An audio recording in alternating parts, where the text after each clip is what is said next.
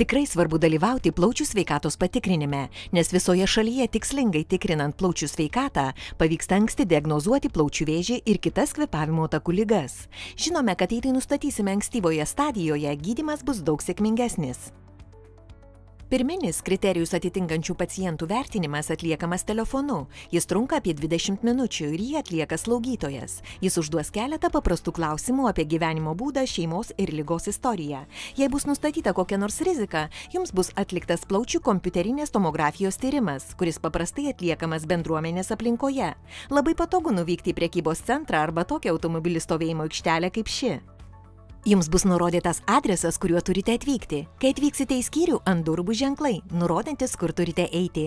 Jūs turėsite ateiti į registratūrą, kuri yra aiškiai pažymėta. Ten yra status laiptai. Nesijaudinkite, nes ten yra ir liftas. Jei turite judėjimo problemų, galėsite pakilti liftu. Taigi ateisite į pagrindinę registratūrą, jūs pasitiks sveikatos priežiūros specialistas, kuris užsirašys jūsų vardą ir pavardę. Tada jūs apžiūrės slaugytojas ir paprašys atlikti kvėpavimo tyrimą, vadinamą spirometrijos tyrimu. Jis parodys, kaip kvėpuojate, kaip funkcionuoja jūsų plaučiai, kiek oro galite sulaikyti plaučiuose ir kiek galite iškvėpti. Slaugytojai turi daug patirties šių tyrimų atlikimo srityje. Taigi, visiškai nesijaudinkite dėl šio tyrimo, jums bus viskas paaiškinta. Paskui ateis kitas specialistas, kuris nuves jūs į tomografijos skyrių.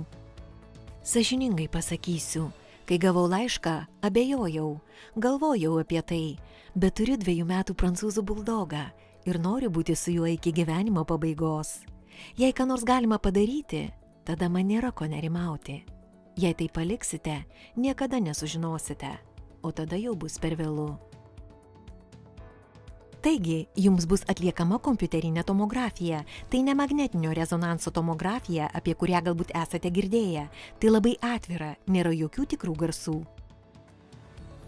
Buvau persigandus ir sapnavau košmarus, bet kai tik ten atsidūriau ir supratau, kad neguliu horizontaliai, galvą galite padėti ant pagalvės, o po keliais pasidėti putplasčio pagalvėlę. Neturėjau jokių problemų, galėčiau tai dar kartą pakartoti. Visas tyrimas trunka 5 minutes. Per mikrofoną jums bus duodami nurodymai, kada įkvėpti ir kada iškvėpti. Tai labai paprastas ir greitas tyrimas. Kai tai bus atlikta, galėsite atsikelti ir viskas. Jūsų tikslinis plaučių sveikatos patikrinimas baigtas. Visa kelionė ir vizitas užtruks apie 30 minučių. Norėčiau pasakyti, kad jei gavote laišką, bet dar neatsakėte, skambinkite ir kuo greičiau užsisakykite vizitą. Pagalvokite apie tai, kas jums svarbu. Jei dalyvavote tyrime ir jei kažkas yra negerai, specialistai tai pastebės ir išspręs. Taigi, jūs vis dar būsite šalia jums rūpimo žmogaus.